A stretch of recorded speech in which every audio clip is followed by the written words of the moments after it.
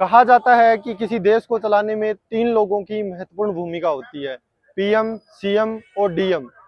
PM और CM बनने के लिए आपको अपनी ऊर्जा, अपनी क्षमता राजनीति के क्षेत्र में आजमानी होगी। लेकिन डीएम बनने के लिए माना जाता है कि आपको इस मुखर्जी नगर में आके किताबों से जूझना होगा। हम इस बात की पड़ताल करने आए हैं कि कहाँ तक ये बात सच है। नमस्कार, मेरा नाम नरेश कुमार। आप देखना शुरू कर चुके हैं द थिंकर शो। तो मैं जिस जगह पे खड़ा हूँ वो मुखर्जी नगर की मेन रोड है। आप मेरे पीछे देख सकते हो पिंक बूथ है और उसके जस्ट पास में मुखर्जी नगर का सबसे बड़ा बुक का मार्केट है। तो हम बुक मार्केट को एक्सप्लोर करेंगे और उन बच्चों से मिलेंगे, यहाँ की समस्याओं के बारे में और यहाँ के बारे में जो कहा जाता है वो कहाँ तक अपने आप में एक सच रखता है और क्या वाकई में यहाँ यहीं से बहुत सारे लोग आईएएस बनते हैं या बाहर के लोग भी अफसर बनते हैं। तो हम काफी सारे बच्चों से मिलने जा रहे हैं और मार्केट को एक्सप्लोर करने जा रहे हैं। तो चलिए हमारे साथ। तो आप मेरे पीछे देख सकते हैं ये मुखर्जी नगर की सबसे बड़ी स्टॉल है जिसमें नोट्स आपको प्रिंटेड फॉर्म में मिलते हैं और ये ऑफलाइन और ऑनलाइन दोनों माध्यम से यहाँ पे नोट्स की बिक्री होती है और भारी मात्रा में यहाँ पे कंटेंट उपलब्ध रहता है, जो कुछ सही भी रहता है तो कुछ मिसगाइडेड करने वाला भी रहता है। अभी हम चलेंगे जहाँ पे सबसे बड़ी बुक सेल्स लगती है, उस तरफ का भी दृश्य आपको दिखाएंगे। हम बुक शॉप को एक्सप्लोर करते हुए यहाँ तक आए हैं मेन मार्केट एरिया के अंदर। तो हमें ये एक दुकान देखने को मिली है, अंशुल बुक शॉप।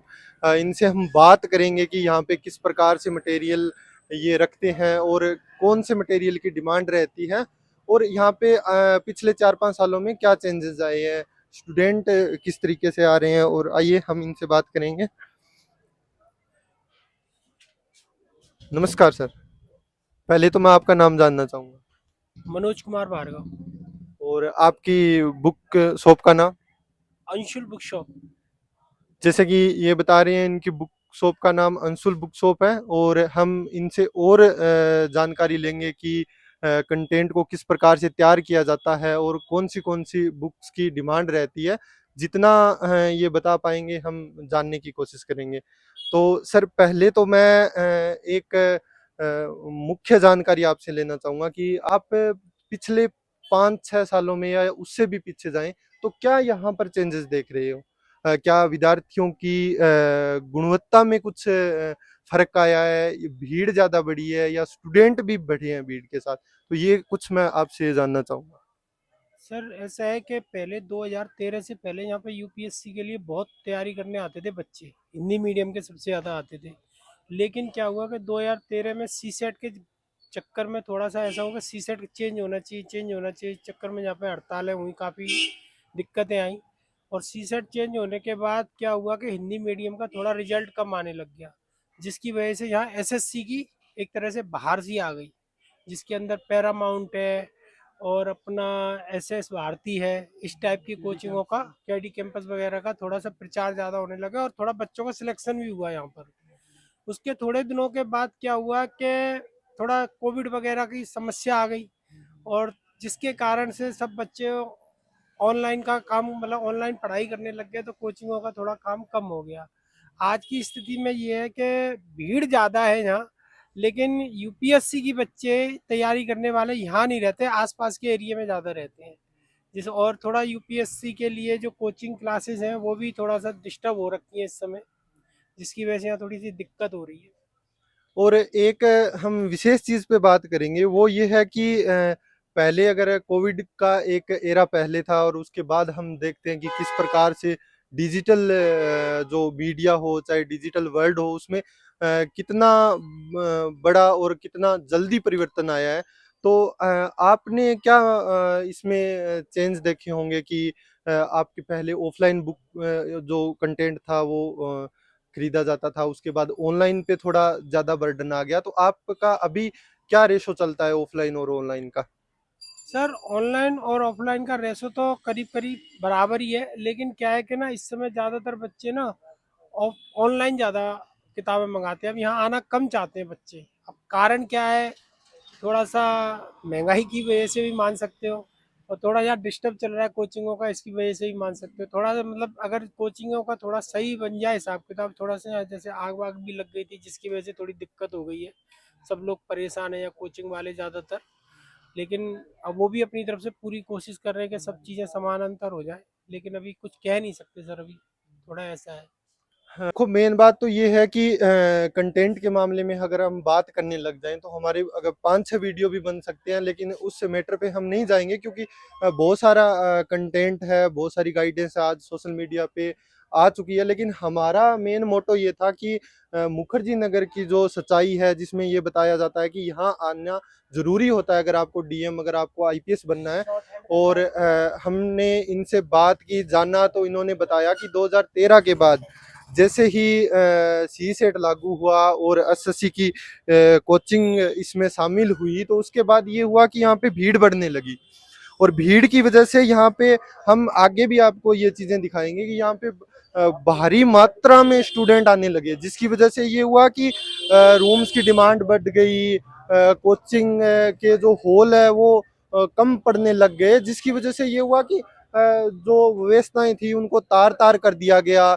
फैसिलिटी या सेफ्टी जो भी मेजरमेंट थे उनको बिना ध्यान में रखे हुए सिर्फ और सिर्फ कोचिंग हो चाहे दूसरी इंडस्ट्रीज हो, उनको सिर्फ पैसे के लिए यूज किया गया, जिसकी वजह से यहाँ का माहौल खराब हो गया। यहाँ पढ़ने वाले स्टूडेंट से ज़्यादा जो सिर्फ बाहर रहना चाहते हैं उन स्टूडेंट की भरमार हो गई, जिसकी वजह से यहाँ पे काफ़ी सारे रूम्स महंगे हो गए।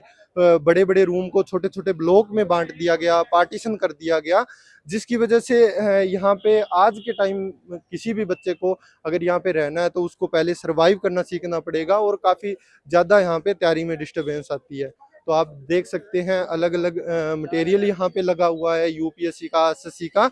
और आज की अगर माने तो ऑनलाइन भी काफ़ी आपको मटेरियल अवेलेबल हो जाता है। यही वो बिल्डिंग थी जिसमें आग लगी थी, और यहाँ के जो रास्ते हैं निकलने के बहुत संकरे हैं, उसी में पूरा लाइट का इंतजाम किया गया हुआ है, और उसी के अंदर एक बिल्डिंग में शॉर्ट सर्किट हुआ था। और काफ़ी पुरानी यहाँ पे स्ट्रक्चर बना हुआ है, काफ़ी पुरानी बिल्डिंगें बनी हुई है। अगर आप आना चाहते हो दिल्ली तैयारी करने, यूपीएससी या एसएससी किसी भी चीज़ की तैयारी करने के लिए आना चाहते हो, तो आप पहले अपना घर पे बेसिक तैयारी कर सकते हैं, बेसिक मटेरियल ला सकते हैं, और जैसे ही आपका एग्जाम का टाइम हो तो आप यहाँ कुछ टाइम रह के तैयारी अपना आगे बढ़ा सकते हैं और फाइनल सिलेक्शन ले सकते हैं। तो आइए हम इनसे बात करते हैं, जो हमारा मेन मोटो है उस चीज़ को समझते हैं कि क्या कितना मुश्किल होता है यहाँ रहने में और सब चीज़ों में। तो आपका नाम क्या है? मेरा नाम मुन्ना सिंह यादव। मैं यूपी से बनारस। मुन्ना सिंह यादव। मुन्ना सिंह यादव इनका नाम है। तो हम इनसे जानना चाहेंगे आप रहते कहाँ हो यहाँ पर? मैं यहीं पे मुखर्जी नगर में रहता हूँ। और मुखर्जी नगर यहाँ पे एक मतलब थोड़ा सा हट के है, इंदिरा विकास कॉलोनी। मैं वहीं पे रहता हूँ, क्योंकि यहाँ पर जैसे रेंट वेंट का थोड़ा, अगर इस एरिया में रहिएगा तो रेंट वेंट का ज़्यादा कॉस्ट है, और उधर रहिएगा थोड़ा कम है। तो मतलब कोचिंग स्पॉट ये है, यहाँ पर है कोचिंग स्पॉट। यहाँ पे बगल में नेहरू विहार है, तो यहाँ रहिएगा तो ज़्यादा मतलब लगता है। अब उधर हम लोग रहते हैं इंदिरा विकास में, तो वहाँ पे थोड़ा कम में हो जाता है। अच्छा, तो मैं एक ये चीज़ बता दूं कि हमारे कैमरामैन आपको पूरा व्यू दिखाएंगे। यहाँ बीच में एक नाला पड़ता है, और उसके एक तरफ मुखर्जी नगर है और दूसरी तरफ नेहरू विहार है। नेहरू विहार में मोस्टली कोचिंग यूपीएससी की चलती है, और मुखर्जी नगर के दूसरी तरफ इंदिरा विकास है, और एक एरिया और है गोपालपुरा। तो ये काफ़ी सारे एरिया जहाँ पे बच्चे रहते हैं। यहाँ थोड़ा कोचिंग के आसपास या मेन जो मुखर्जी नगर है वो काफ़ी कॉस्टली है, तो बच्चे यहाँ से दूर दूर से आते हैं, जैसे गांधी विहार हो गया, गोपालपुरा हो गया, इंदिरा विकास हो गया। और हम इनसे ये जानना चाहेंगे कि आप कब से यहाँ पे आए और किस प्रकार की आपको परेशानियाँ हुई है?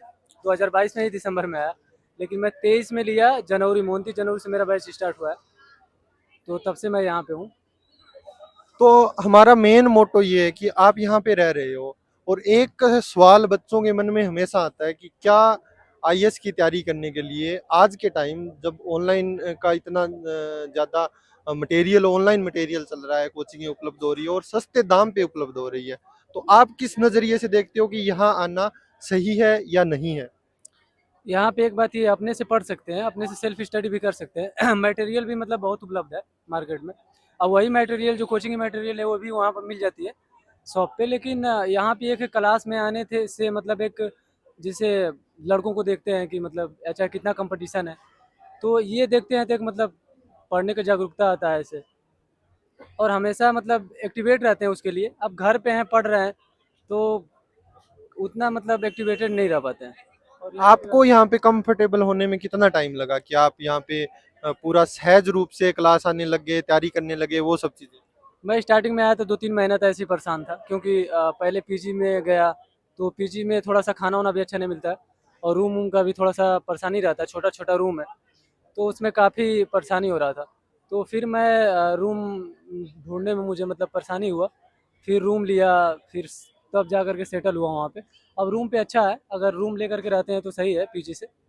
पीजी भी सही है लेकिन मतलब खाने का बहुत प्रॉब्लम आता होगा। खाना वाना थोड़ा सा उस टाइप का नहीं मिल पाता है बढ़िया। अब ऐसा है कि मतलब जैसे हम लोग रूम लेके लगे रहते हैं, या तो अपने से बना भी सकते हैं या कहीं पे अच्छे मतलब मेस उसमें खा सकते हैं, तो ये सुविधा रहती है। ठीक है यादव जी, आपसे बात करके काफी अच्छा लगा। तो आई होप आप जल्दी अधिकारी बने। ठीक। तो इसी के साथ हमारी चर्चाओं को आगे बढ़ाते हैं। आप देख सकते हो इधर दृष्टि मेंटरशिप प्रोग्राम चलता है, लाइब्रेरी है जिसका आपने ऑनलाइन काफी कुछ सुना होगा। लेकिन आपको मेन जो चीज हम बताने जा रहे हैं, हम बहुत सारे पुराने विद्यार्थियों से बात करने की कोशिश की, लेकिन उनसे उतना बात नहीं हो पाया हमारा, क्योंकि बहुत सारे लोग अपनी प्राइवेसी को लेके या जो भी इशू हो तो वो कैमरे पे नहीं आना चाहते। लेकिन हम आपको एक असली तस्वीर दिखा रहे हैं यहाँ की। ये जो वर्धमान प्लाजा के नाम से जाना जाता है, काफी पुराना हो चुका है और काफी मतलब ओल्ड कंडीशन में है। तो ठीक है, अंदर से जितने भी इंतजाम है, काफी सारे जो यहाँ पे ट्रेजेडी होने के बाद काफी सारे चेंजेस किए गए, लेकिन जिस संख्या में यहाँ पे विद्यार्थी आ रहे हैं उस संख्या में यहाँ पे फैसिलिटी नहीं बनाई जा रही। तो कुछ जो रेजिडेंशियल कॉलोनी बनी हुई है जहाँ पे लोग मकान किराए पे देते हैं, वो नेहरू विहार हो गया, और मुखर्जी नगर के बाद जो सबसे महंगा है नेहरू विहार है। और उसके बाद हम आगे की बात करें तो ये मजदूर इलाका है, गोपालपुरा गांव के नाम से जाना जाता है। वहाँ काफी सस्ते रूम मिलते हैं, लेकिन मुझे लगता है कि वहाँ की जो व्यवस्था है वो इतनी मतलब बदतर है कि आप को वहाँ पे रहना, सरवाइव करना काफी मुश्किल पड़ेगा। हमें एक महिला स्टूडेंट मिले हैं यहाँ पे, हम उनसे बात करेंगे, जानेंगे उनकी तैयारी का एक्सपीरियंस और यहाँ रहने का एक्सपीरियंस। मैं फिर से दोहराना चाहूँगा कि हम जिस मोटो से बात कर रहे हैं, फाइनली हम जानना चाहेंगे कि क्या वो किस आधार पे स्थापित होता है या नहीं होता है, वो हमें आगे के सवालों से पता चलेगा। तो सबसे पहले हम मैम का नाम जानना चाहेंगे। सर मेरा नाम पायल गोलवंशी है। पायल जी से हम आगे बात करेंगे। तो सबसे पहले हम ये मुद्दा उठाएंगे कि मतलब वो कितने टाइम से यहाँ रह रहे हैं और उनको किस प्रकार से परेशानियां आई है यहाँ पे रहते हुए। सर मुझे 2 साल हो गए हैं, मैं 2021 में आई थी। और रही बात परेशानियों की, तो मुझे उतनी ज़्यादा परेशानी फील नहीं हुई क्योंकि मैं बहुत पहले से बाहर रह रही हूँ, तो मुझे आदत थी बाहर रहने की, इसलिए मुझे यहाँ पे ज़्यादा कोई दिक्कत नहीं हुई रहने में। देखिएगा, हम मतलब हम यहाँ पे आके थोड़ा इसको एक्सप्लोर किए हैं तो हमें ये देखने में आया, जैसे चाहे मुखर्जी नगर हो या जैसे लड़कों में क्या होता है कि वो रूम में रह लेते हैं और खुद का खाना बनाना, लेकिन लड़कियों के लिए वो थोड़ा सेफ्टी इशू ज़्यादा बड़ा हो जाता है। तो हम ये चीज़ जानना चाहते हैं कि जैसे आप अदर जगह पे रहे होंगे जहाँ से आपका होम डिस्ट्रिक्ट है या जहाँ से आपने पढ़ाई की होगी, लेकिन हमने देखा है कि जो दिल्ली का जो मुखर्जी नगर या नेहरू विहार एरिया है वो बाकी स्टूडेंट एरिया से काफ़ी कंजस्टेड है, काफ़ी यहाँ पे प्रॉब्लम होती है बच्चों को सर्वाइव करने में। तो उस चीज़ को हम जानना चाहेंगे कि आपने इस चीज़ को अपने ऊपर कैसे हावी नहीं होने दिया। सर मैंने पहले ही बताया कि मैं बहुत पहले से बाहर रही हूँ। मैंने हर टाइप का खाना, कितना भी मतलब कैसे भी खाना हो, मैं हर चीज़ में एडजस्ट कर लेती हूँ। मेरी सबसे अच्छी क्वालिटी यही है कि मैं कैसी भी सिचुएशन हो, मैं उसमें ज़्यादा कमियां नहीं निकालती, बस उसे अडेप्ट करने की कोशिश करती हूँ। क्योंकि अब यहाँ पे पढ़ने आए हैं तो जैसा भी माहौल रहे, पढ़ना तो है ही, तो जो भी परेशानियां है उसको मतलब फेस करते हुए, थोड़ा सा एडजस्ट करते हुए मैंने आपको यहाँ अपने आप को यहाँ पे बैलेंस किया। और रही बात दूसरे बच्चों की, तो वाकई में यहाँ पे बहुत कंजस्टेड एरिया है, छोटे छोटे से रूम है, कई यहाँ पे प्रॉब्लम्स होती है रहने की, खाने की।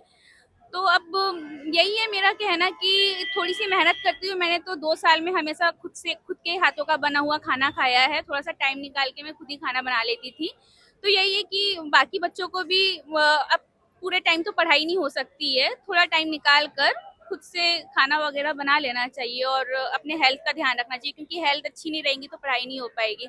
इसलिए फर्स्ट प्रायोरिटी तो हेल्थ को देना चाहिए और फिर पढ़ाई को उसके साथ में बैलेंस करना चाहिए। ओके, तो हमें पता चला कि इन्होंने किस प्रकार से संघर्ष करते हुए अपने ऊपर चीज़ों को हावी नहीं होने दिया। और अब हम इनसे जानना चाहेंगे कि आपने कितने अटेम्प्ट दिए हैं, और अभी जैसे आपके दोस्तों से पता चला कि आपका अभी आपने मेंस लिखा है, तो उस बारे में अपना एक्सपीरियंस शेयर कीजिएगा।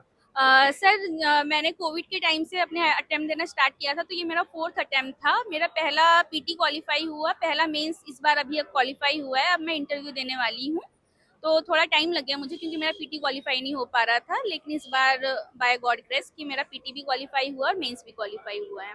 अच्छा, आपने ये चीज़ बताई कि आप 4 बार एग्ज़ाम दे चुके हो और आप 2 साल से यहाँ पे हो। तो जो पीछे की जो 2 साल की जर्नी है वो आपकी कहाँ कंप्लीट हुई? क्या आपने कॉलेज की पढ़ाई की या क्या? सर मेरा 2019 में मेरा ग्रेजुएशन कंप्लीट हो गया था। उसके बाद में मैं 2020 में दिल्ली आई थी, लेकिन जैसे ही मैं आई थी वैसे ही लॉकडाउन लग गया था 1-2 महीने के बाद में। तो फिर मैं 2020 के मार्च में मैं घर चले गई और उसके बाद में 2 साल मैं घर पे ही रही।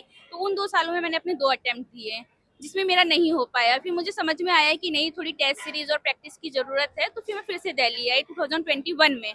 और फिर मैंने यहाँ पे आके सिर्फ मैंने टेस्ट लगाया और अपने आप को मतलब एग्ज़ाम के माहौल में ढालने की कोशिश की और फिर मेरा चौथे अटेम्प्ट में हुआ। अच्छा, मैं सेकंड लास्ट सवाल आपसे पूछना चाहूँगा कि जो आपके तैयारी के मैं देख सकता हूँ कि 2 पड़ाव रहे हैं, एक आपने घर पे तैयारी की है और एक यहाँ आने के बाद तैयारी की है। तो आप किस तैयारी को ज़्यादा इम्पोर्टेंस देंगे, और कौन-सी तैयारी में आप अपने आप को ज़्यादा सहज महसूस कर पाएँ? सर मुझे तो दोनों ही माहौल अच्छा लगा था, लेकिन चूंकि मैं एक जॉइंट फैमिली से बिलोंग करती हूँ तो घर में डिस्टरबेंस होते थे मुझे, और सेपरेट रूम की भी थोड़ी प्रॉब्लम थी घर पे। तो मैंने घर पे ऑनलाइन क्लासेस ले ली थी जब लॉकडाउन था उस समय, और फिर यहाँ पे आके मैंने टेस्ट सीरीज वगैरह की। तो मेरे हिसाब से आप जब घर पे रहते हो और अगर से आप दिल्ली नहीं आ पा रहे हो तो घर पे रह के जो बेसिक चीज़ें जैसे कि एनसीईआरटी हो गया और जो बेसिक स्टैंडर्ड बुक्स है, लक्ष्मीकांत, स्पेक्ट्रम, उसे पढ़ लीजिए और फिर यहाँ पर आकर आप टेस्ट सीरीज लगाइए और अपने आप को इम्प्रूव कीजिए पीटी के लिए। और जैसे कि मैं सेकंड लास्ट सवाल का पूछा था, और मैं जो लास्ट सवाल पूछने जा रहा था वो यही था कि क्या यहाँ आना ज़रूरी है? उसका जवाब पायल जी ने पहले ही दे दिया है। हम इस वीडियो को इसी शुभकामना के साथ ख़त्म करना चाहेंगे कि ये जल्दी से जल्दी अधिकारी बने, और इस बार अगली बार जब हम इंटरव्यू लें, थोड़े ही दिनों बाद जब इंटरव्यू हो जाए, तो हम इनको एक अधिकारी के रूप में देखें। इसी के साथ बहुत-बहुत शुभकामनाएँ। Thank you sir, thank you. तो इसी के साथ हम इस वीडियो को यहीं पे समाप्त करते हैं।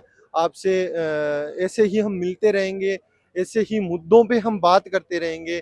आप हमारे साथ जुड़े रहिए, टीटीएस शो देखते रहिए। मेरा नाम नरेश कुमार, जय हिंद।